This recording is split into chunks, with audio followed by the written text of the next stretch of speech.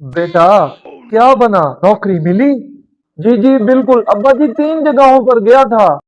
फिर एक जगह कहा एक्सपीरियंस चाहिए, दूसरी जगह कहा कैंडिडेट फ्रेश चाहिए, और तीसरी जगह अब्बा जी वहां चौकीदार ने अंदर नहीं जाने दिया।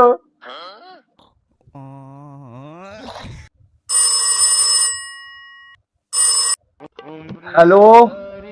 हेलो। यार क्या कर रहा है? यार मैं मुल्क की माशियत बेहतर करने की कोशिश कर रहा हूँ। सच में? वो कैसे? घर में बैठकर बिजली, पेट्रोल और जेब खर्ची सब बचा रहा हूँ। बाय द वे, आपकी सबसे बड़ी स्किल क्या है? और मैं रोज सुबह 10 बजे उठ जाता हूँ। इसके अलावा और पूरा दिन नौकरी ढूंढने का सोचता रहता हूँ।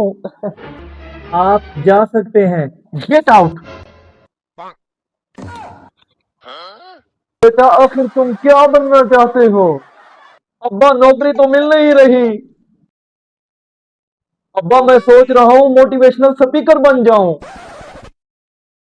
क्योंकि मशवरे तो सबको दे सकता हूँ।